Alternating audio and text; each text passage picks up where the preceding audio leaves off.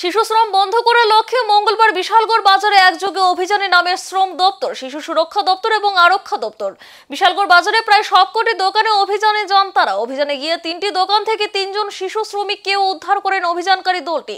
যে সমস্ত শিশু শ্রমিকদের বিশালগড় বাজার থেকে উদ্ধার করা হয়েছে তাদেরকে হোমে পাঠানোর ব্যবস্থাও করবেন শিশু সুরক্ষা দপ্তর। পাশাপাশি যে সমস্ত দোকানে 18 বছরের নিচে শিশুদের কাজে নেওয়া হয় তাদের বিরুদ্ধে আইনানুগ কঠোর ব্যবস্থা গ্রহণ করারও আশ্বাস দেন অভিযানকারী প্রতিনিধি দলের সদস্যরা। প্রতিনিধি দলটি সংবাদ মাধ্যমের মুখোমুখি হয়ে আরো জানান, যে সমস্ত মা বাবারা তাদের শিশুদের কঠিন এবং ভারী কাজের সঙ্গে যুক্ত করেন তাদের সচেতন করার পাশাপাশি যে সমস্ত স্বার্থান্বেষী ব্যবসায়ীরা 18 বছরের নিচে শিশুদের কাজে নিয়োগ করেন তাদেরকেও সচেতন করার লক্ষ্যে এই অভিযান সিপাহীজলা জেলা প্রশাসন তথা ডিএম সিপাহীজলার নির্দেশে করা হয়েছে বলেও জানান প্রতিনিধিরা। এই অভিযানটা আপনারা অ্যাকচুয়ালি আমাদের ভারতবর্ষের যে আইন অনুযায়ী তো 18 বছরের নিচে কাউকে চাইল্ড লেবার হিসাবে কাজ করানো উচিত না।